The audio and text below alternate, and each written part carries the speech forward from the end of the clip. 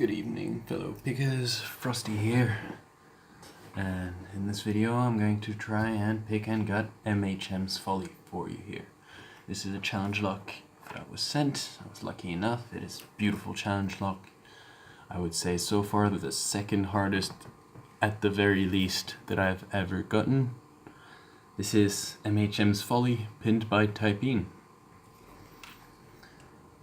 Here's the key to it.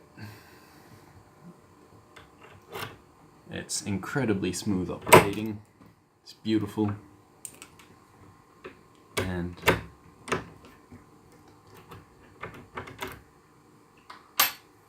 it's locked up again.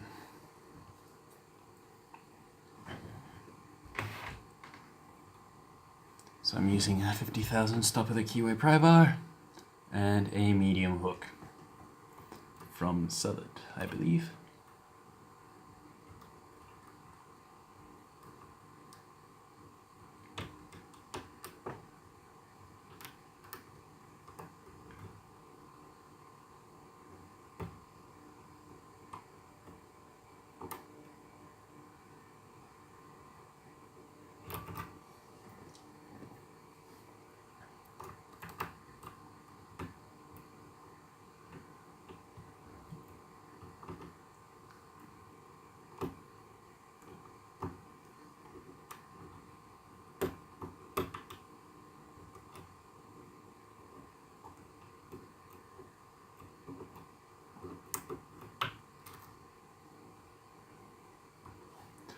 And we've dropped into our first full set. Now, if I remember correctly, for me that should be pin 1 and pin 6 taken care of. This is the second time I'm attempting to get this lock open. So pin 2, here's some counter rotation and a slightly better full set. Let's spool.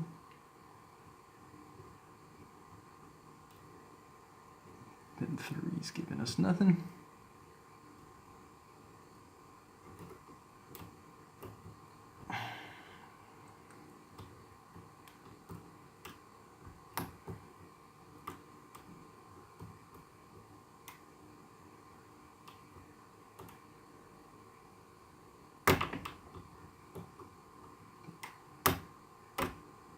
And there we go.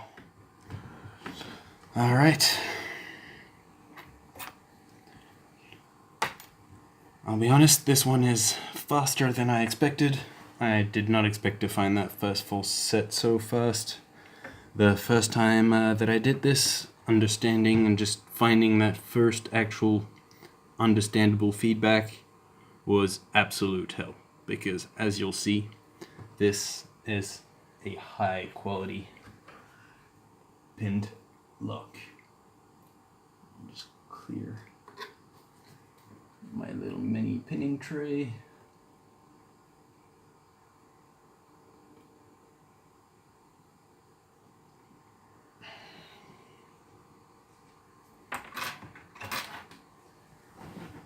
And I will have to say, dear Jesus, pins 3 and 5 are hard to lift.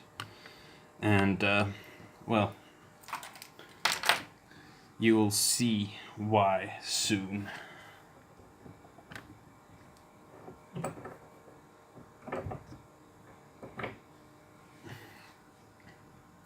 So I'm going to lock it back up.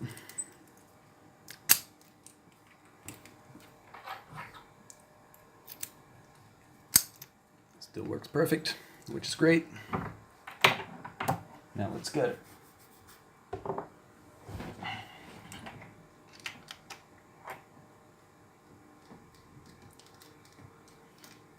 Loosening the screw down in the shackle hole.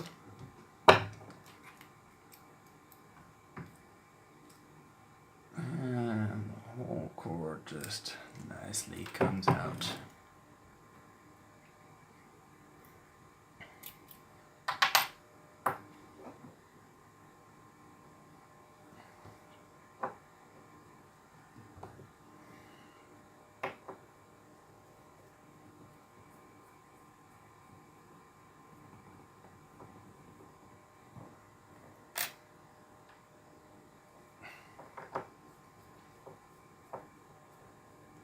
Now, I've already looked inside the guts of this lock because I managed to pick it once, and it's given me so much headaches at first that, well, I just had to see what was in there, and I was not disappointed. So,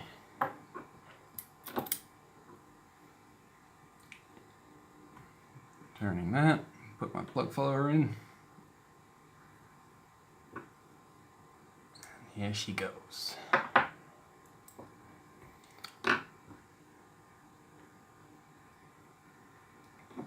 We have pin 1, pin 2, pin 3,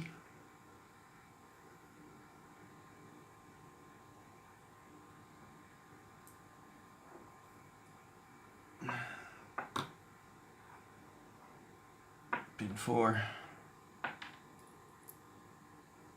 pin 5, and last but not least,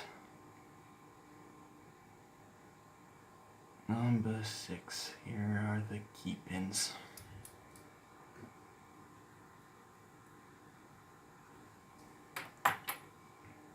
Now, for the core, and for the driver pins, which is where most of the feedback work is usually done, as always, I push this plug follower a little tight, and I need something to help me pull it. Okay.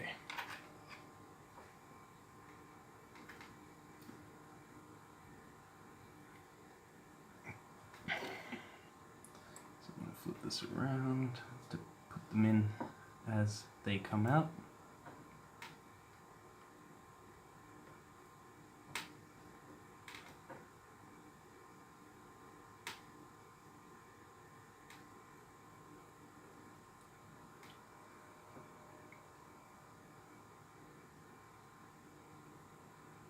Here's driver 1.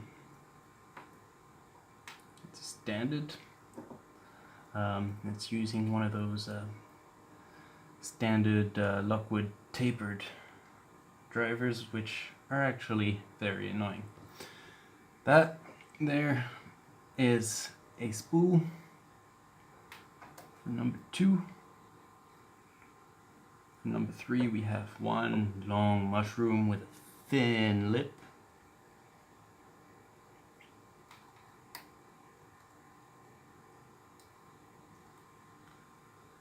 Pin number 4 is some serrated spool, very, very nice looking custom made pin. Oops. Here's number 5. And last but not least,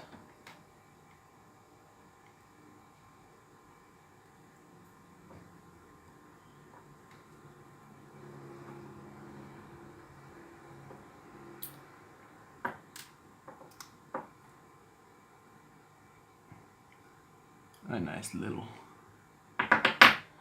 serrated driver.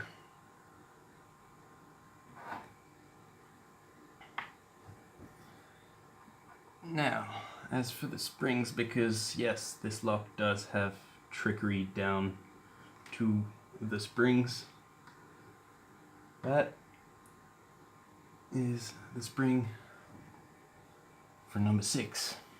Okay, now that I've got the drivers out anyway, might as well put it back the right way up.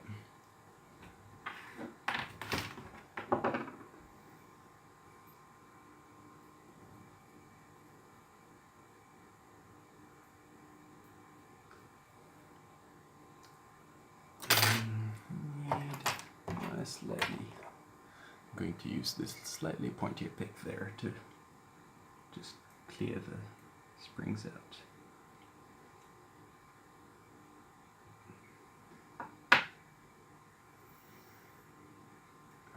Well, now that I've flipped it, I also means this is 6. Good job, me. And here's the reason why 5 was so hard to lift. It is a very, very stiff and slightly elongated big spring.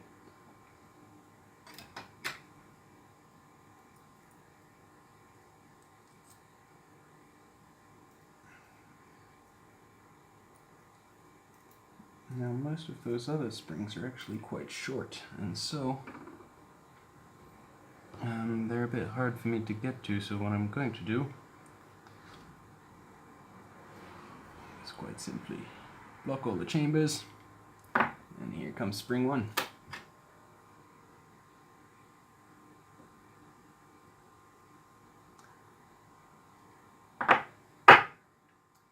Comes spring 2. As you can see, they're much different from these other 2 springs there. One steel one copper one, or brass. I don't know exactly what kind of alloys the springs for people are made make them out of, but they are different ones with different tensions, that's for sure. See, even this one there, that little first one, is very different from this one. Every spring here offers a different level of resistance and a different level of nastiness. And here we are. Now, the core in this one, the housing at least wasn't touched, and I believe the core has also been left alone. Now, I'm going to just, and the reason that was done, as I had a chat with the conceptual makers of this lock, MHM, which are Michael Maynard and Steve, aka Typing, both greatly skilled pickers, and in the case of Steve, at least I know a great pick maker. They had decided that they didn't like the idea of the challenge locks that were big, just competitions of who could thread most cores and so on. And so, well, here is this lock. A simple, untouched, unthreaded core with good tolerances out of a Nabus 8345. And now that they're all out, I'm just going to give you the full insight.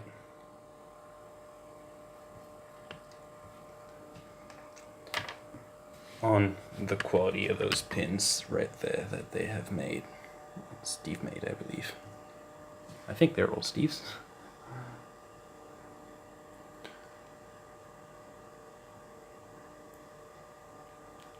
That, I don't know, can I get some better lighting on those, because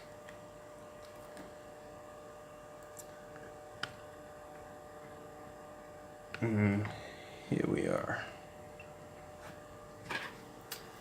Now the 2 pins that this camera I don't think are able to really appreciate would be this short little key pin 4, which if I can get it to focus, is just incredibly sharp. And well made. It's lovely pin work.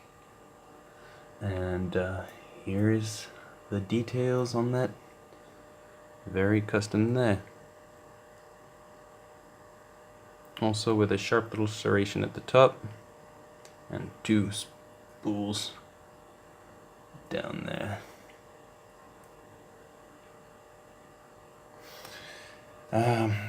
This is it for tonight. Thank you for having looked. I will put this lock back together.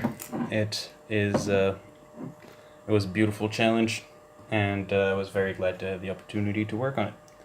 Thank you, Steve. Thank you, Michael Maynard, for supplying the padlock, I believe. And good night to you all, and until next time.